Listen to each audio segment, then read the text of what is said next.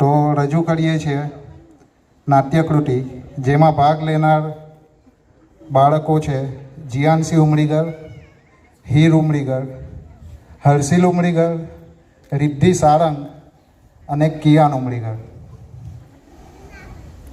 આ નાટ્યકૃતિ ફક્ત 10 મિનિટની જ છે અને એકાદ અઠવાડિયામાં જ અમે રેડી કરી છે. તો આવો નિહાળીએ નાટ્યકૃતિ.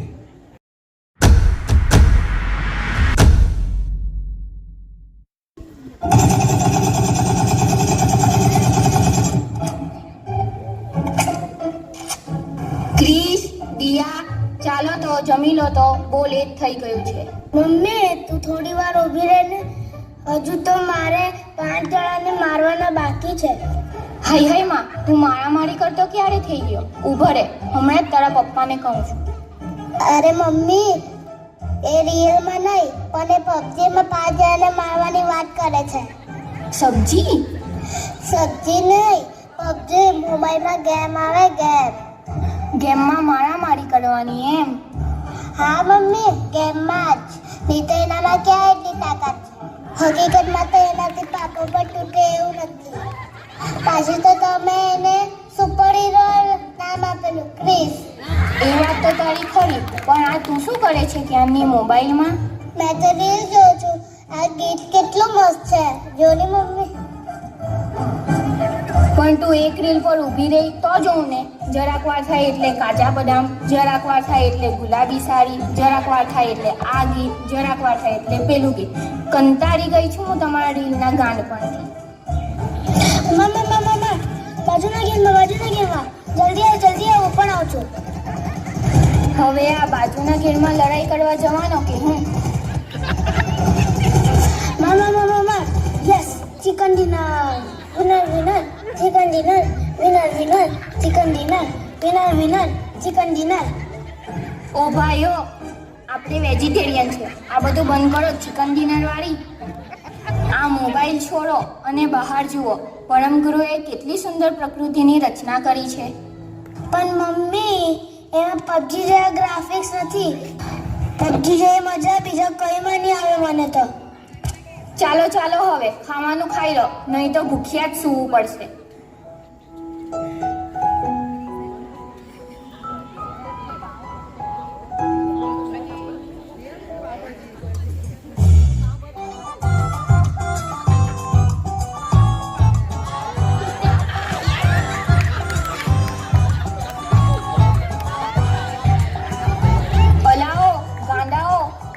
હવે તો મારે તમારા પપ્પાને તમારી કમ્પ્લેન કરવી જ પડશે. મૂકો ફોન અને ખાઈ લો ચૂપચાપ.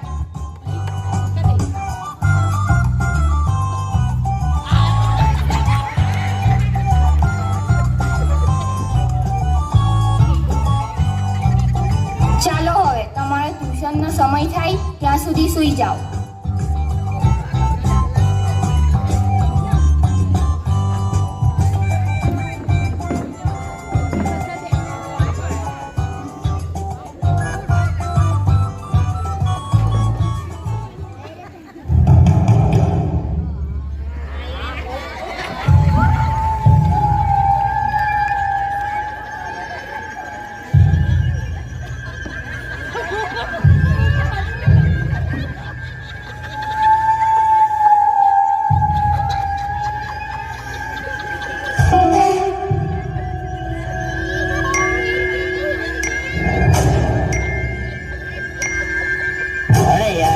વોટ્સઅપના ગ્રુપ વાળો શાંતિથી જણાવવા પણ નથી દેતા. રોજ સવાર થાય એટલે ગુડ મોર્નિંગ, રાત પડે એટલે ગુડ નાઇટ, મેસેજ મોકલીને હાળાઓ તો મારું સ્ટોરેજ ફૂલ કરી નાખે છે. હવે જો બધા નોટિફિકેશન આવી ગયા હોય તો હું આ લોકોને ડરાવું?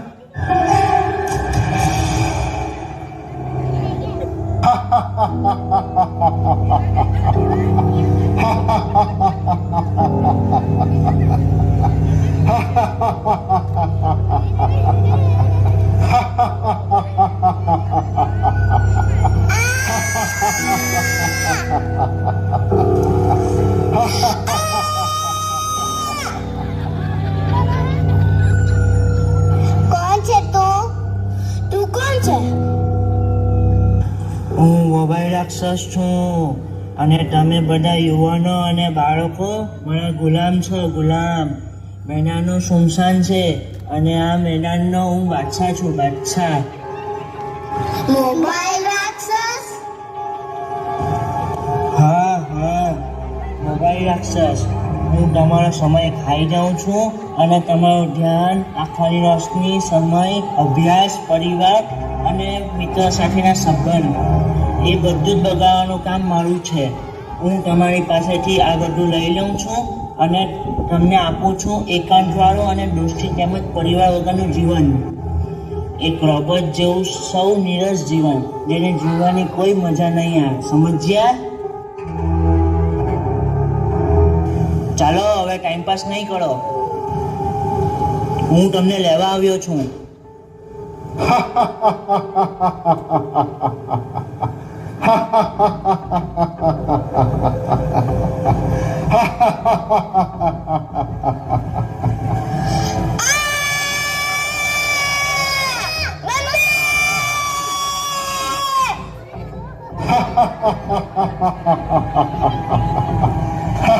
શું થયું? શું થયું?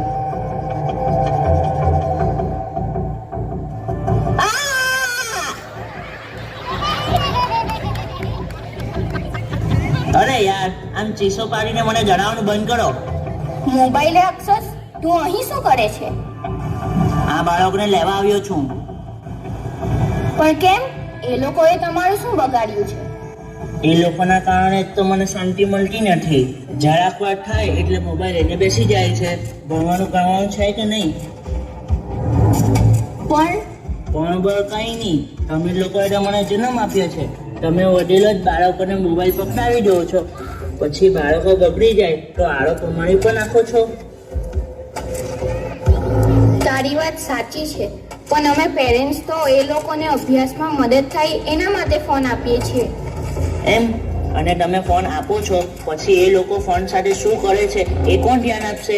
એની જવાબદારી કોની છે? એ જવાબદારી તો અમારી જ છે. રાક્ષસભાઈ, અમારાથી ભૂલ થઈ ગઈ. હવે તું જા.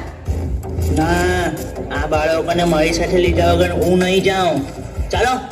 ઓ મા, મમ્મી હવે શું થશે? હવે તો માત્ર એક જ રસ્તો છે. શું? પરમગુરુ સાથે વાઈફાઈ કનેક્ટ કરવાનો. જેવી રીતે એમણે આપણા પૂર્વજોને ભૂતકાળમાં મદદ કરેલી અને એમને મદ્દરીએ તોફાનોમાંથી બચાવેલા, તેમ પરમગુરુ આપને પણ મદદ કરશે જ. ચાલો આપણે એમની પ્રાર્થના કરીએ. કૈવલ્યમ દિવ્ય દૃક્સાક્ષી આદિ કર્તાયં કૃપાનિધે પ્રણત ક્લેશ નાશાય અનંતાય નમો નમઃ. કૈવલ્યમ દિવ્ય દૃક્સાક્ષી આદિ કર્તારમ કૃપાનિધે પ્રણત ક્લેશ નાશાય અનંતાય નમો નમઃ. આદ્ય સક્રત સ્વરાજ કમળેશ કૈવલ ત્વં નમામિ. આદ્ય સક્રત સ્વરાજ કમળેશ કૈવલ ત્વં નમામિ. આદ્ય સક્રત સ્વરાજ કમળેશ કૈવલ ત્વં નમામિ.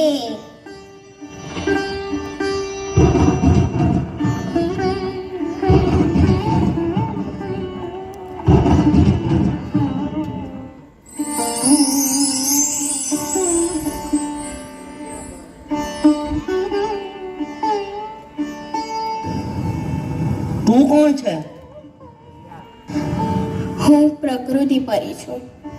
પરમગુરુએ 5 તત્વોનો ઉપયોગ કરીને મને બનાવી છે અને હું ફક્ત આ બાળકોને જ નહીં પણ આ સૃષ્ટિના તમામ બાળકોને મદદ કરીશ. પણ એક શરત છે. કઈ શરત? હા પરી, બોલો ને, કઈ શરત? પહેલી શરત, તમારે આ મોબાઈલ રાક્ષસથી દૂર રહેવું પડશે. બીજું, પરમગુરુની સાથે કનેક્ટેડ રહેવું પડશે. ત્રીજું, મારું એટલે કે પ્રકૃતિનું જતન કરવું પડશે.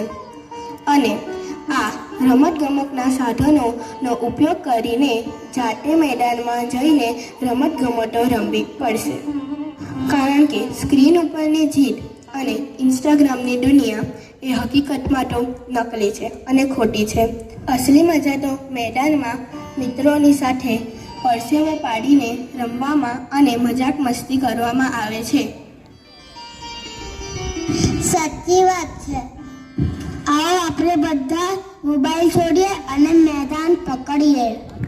શું કહો છો મિત્રો? ના, બહાર ન જાઓ, મને એકલો ન પાડો. નહીં, ના. ઓ માં, મારી બેટરી ડાઉન થઈ રહી છે.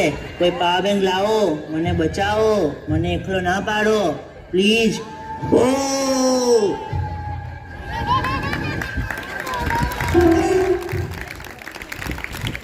ચાલો કૃષ્ણ પપ્પા, હવે ઉઠો, આજનું નાટક પૂરું થયું. ગયા એ લોકો ગયા. હા,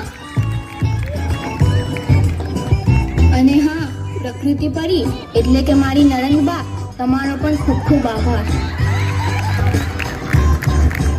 આપણા બાળકોની સાથે આ બધાએ પણ પાઠ શીખી જ લીધો છે, બરાબર ને?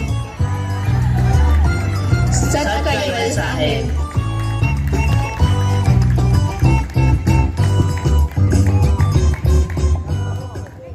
હાલો, નાટક પસંદ આવ્યું હશે અને એમાંથી જે બોધપાઠ લેવાનો છે એ પણ તમે સમજી ગયા હશો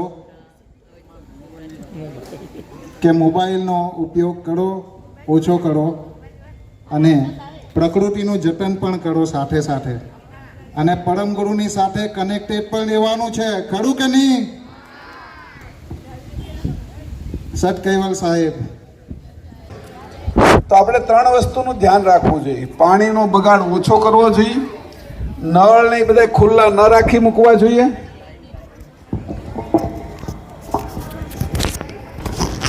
નળ જળતા હોય એ નળને પણ બંધ કરવા જોઈએ આપણે, એને અથવા વાયસરને એવું નખાઈ દેવું જોઈએ. આખો દિવસ પાણી એક નળમાંથી ટપકે ને તો કમસે કમ 50-60 લીટર પાણી આપણા ઘરમાં એમને વહી જાય. હવે આપણું 100 ઘરનું આપણી ગામ હોય 100-150 ઘરનું, તો રોજનું 10,000 થી 15,000 લીટર ટપકતા નળમાંથી પાણી વહી જાય. પછી બ્રશ કરતા હોય, મોઢું ધોતા હોય ત્યારે નળ શરૂ હોય, કોઈ પુરુષો દાઢી કરતા હોય તોય નળ શરૂ હોય, તો એક ટબ ભરી અને પછી દાઢી કે બ્રશ કરવું જોઈએ. નળમાં પાણી જે આપણે વહ્યું જાય, ખોટું પાણી વહ્યું જાય એ 80% વહી જાય અને 20%નો આપણે ઉપયોગ કરીએ. બહેનો છે એ વાસણ ધોતા હોય, કપડાં ધોતા હોય ત્યારે પાણી ચાલુ રાખે, પાણી પુષ્કળ આવે છે એટલે એનું પણ ધ્યાન રાખવું જોઈએ, પાણી બંધ કરી દેવું જોઈએ. પાણીનો બગાડ ઓછામાં ઓછો થાય એવા ઝીણા પ્રયોગો કરવા જોઈએ. આપણા ઘરે મહેમાન આવે અને આખો ગ્લાસ પાણીનો ભરીને આપીએ, પછી થોડું પીવે એટલે ફેંકી દઈએ આપણે, તો એવું કરવું જોઈએ. ગ્લાસ એને અડધો ભરીને આપવાનો અને ત્યાં બોટલ મૂકી દેવાની સારી, અને એ બોટલ પ્લાસ્ટિકની નહીં મૂકવાની, સ્ટીલની છે, કાચની છે, એને જેટલું જોઈએ એટલું પીવે એમાંથી લઈને. આવી રીતે પાણીનો બગાડ આપણે ઓછો કરીએ તો પાણી ટકે. જે લોકો કચ્છના રણમાં રહેતા હોય, જે રાજસ્થાનમાં રહેતા હોય, જ્યાં પાણી નથી એને કેટલી તકલીફ પડે છે એનું જોઈ અને આપણે અહીંયા પાણી બચાવવું જોઈએ. બીજું છે પ્લાસ્ટિકનો ઉપયોગ ન કરવો જોઈએ. પ્લાસ્ટિક જેટલું આ ધરતીની અંદર ભળે એ 1000 વર્ષ સુધી એમાં ભળતું નથી અને એમને રહે, એટલે બધા વૃક્ષો છે, છોડ છે, ઘાસ છે એ ઉગે નહીં, અને એ પ્લાસ્ટિકના કારણે છે એ રોકાઈ જાય, એના મૂળિયાનો વિકાસ ન થાય, એટલે વૃક્ષો ઓછા પનપે, અને વૃક્ષો ઓછા થાય એટલે ઓક્સિજન ઓછો થાય, ઓક્સિજન ઓછો થાય એટલે ગરમી વધે. તો ભવિષ્યની અંદર આપણે અત્યારથી પ્લાસ્ટિકનો ઉપયોગ બંધ કરીએ.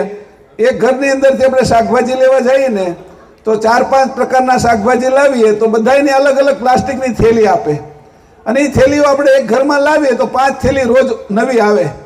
હવે આખા ગામમાં 100 થી 200 ઘર હોય, એ 200 ઘરવાળા જો રોજની આ થેલીઓ લાવે તો 1000 થેલી રોજ નવી પ્લાસ્ટિકની આવે, અને આ ધરતીમાં ભળે તો એ ધરતી છે એ બગડે. તો પ્લાસ્ટિકનો ઓછો ઉપયોગ કરવો જોઈએ. ઘરેથી છે એ આપણે પહેલાં જે રીતે થેલી રાખતા કાપડની થેલી, એવી રીતે કાપડની થેલી લઈને શાકભાજી બીજી વસ્તુ લેવા જવું જોઈએ. અને એ લાવી અને પછી ઘરમાં આવીને ધોઈ નાખવાનું, બાકી બધું સાથે લઈ આવવાનું. તો આવી રીતે જે લોકો કરશે એને આ ફાયદો થશે, આવતી પેઢી પણ સુધરશે. તો આપણે બે વસ્તુનું ખાસ ધ્યાન રાખીએ. આ ઝીણી ઝીણી બાબત છે. અને નાના છોકરાઓને અત્યારથી જ આપણે એવો તુલસી વાવીએ, ઘરે છે મરવો વાવીએ, ગુલાબના છોડ વાવીએ, એવું નાનું નાનું રોજ શીખવાડવાનું. તો જેથી કરીને આ જે છોકરાઓએ જે રજૂ કર્યું એની અંદર એનું ધ્યાન છે એ મોબાઈલમાંથી આવી પ્રવૃત્તિમાં જાય. અને આવી પ્રવૃત્તિમાં જ્યારે ધ્યાન જશે તો આપણે પ્લાસ્ટિક, પાણી અને પેડ આ 3 વસ્તુને છે એ બચાવવાની છે. આવો સંદેશ સરસ મજાનો આપ્યો. પ્રકૃતિએ જે 5 ભૂત બનાવ્યા છે એ પ્રકૃતિ ફૈબા હાજર થઈ ગઈ અને આપને છે એ ઉપદેશ આપ્યો. હવે આ પિતાજી છે એ મોબાઈલ છોડાવે તો આ આટલું થોડુંક થઈ જાય. તો જે આજે આપને શીખવવા માટેનો જે પાઠ ભણાવવાનો હતો 10-12 મિનિટમાં, એની જે વિજયભાઈએ જે સરસ મજાની કૃતિ કરી એને આપણે નોંધ લઈએ તો મને લાગે છે કે આપણા ગામની અંદર તો આપણે બધાય આ બધું કરી શકીએ. અને આપણે કરીએ તો આપણા સંપ્રદાયના બીજા લોકો કરે, અને સંપ્રદાય જેવી રીતે આગળ આવે તો આ દેશની અંદર બધાય કરતા થાય. એવી રીતે કરીને દુનિયાનું હિત કરવા માટે આપણે આવું નાનું નાનું કામ કરીએ. એટલા આ કામને છે એ આપણે ધ્યાનમાં રાખીએ. આજ આ વિષયના માટે મને બહુ ગમે આ કૃતિ, અને એ કૃતિની અંદર આગળના બધાય પણ સરસ ગમ્યા. એકદમ સરસ મજાના કાર્યક્રમો આ બધાએ કર્યા. અને આનંદ થાય કે જે રીતે આપણે ઉત્તમ મનોરંજનની વાત કરતા હતા એવું ઉત્તમ અને પ્રોત્સાહન મળે છોકરાઓને, બાળકોને, એવું મનોરંજનનો કાર્યક્રમ આજ સરસ થયો. શ્રીમદ કરુણા સાગર ભગવાન કી જય. સત કેવલ સાહેબ. જ્ઞાન સંપ્રદાય વૈજ્ઞાનિક જ્ઞાન વિદ્યાર્થી શિબિરનો પ્રથમ દિવસની આ પુરાવટીમાં જે આપણે આ નાટ્યકૃતિઓ તેમજ વિવિધ કૃતિઓ બાળકો દ્વારા રજૂ થઈ એ જોઈને એવું લાગે છે કે બા અને મહેશભાઈ જે આપણા માટે તનતોડ મહેનત કરી રહ્યા છે એની આપણે સફળતા જે થોડી થોડી જોઈ રહ્યા છે. અને ભવિષ્યમાં એવી આશા રાખું છું કે આજે જે 30-40 બાળકો આવે છે તો ભવિષ્યમાં જ્યારે આપણા જે રવિવારે ક્લાસ થાય છે એમાં 100 ઓછામાં ઓછા 100 બાળકો આવે એવી હું આપ સૌ ગામ તરફથી અપેક્ષા રાખું છું. અને આ જ રીતે જો તમે બધા અમને આવા કાર્યમાં સપોર્ટ કરશો તો આપણે આવા વિવિધ કાર્યક્રમોનું આયોજન ભવિષ્યમાં પણ કરીશું અને કરતા રહીશું. અને જે રીતે હમણાં આપણે મહેશભાઈએ જે પ્રકૃતિની વાત કરી તો આપણે ટૂંક સમયમાં હવે જ્યારે ચોમાસુની શરૂઆત થશે ત્યારે આપણે આપણા આખા ઉમરા ગામમાં વૃક્ષારોપણનો પણ કાર્યક્રમ આપણા ટ્રસ્ટ તરફથી કરવાનો છે. તો એ માટે પણ તમે આ રીતે બધા કાર્યોમાં અમને સપોર્ટ કરશો અને સાથ સહકાર આપશો જેમ તમે આપી જ રહ્યા છો એ બદલ હું સૌનો ખૂબ ખૂબ આભાર.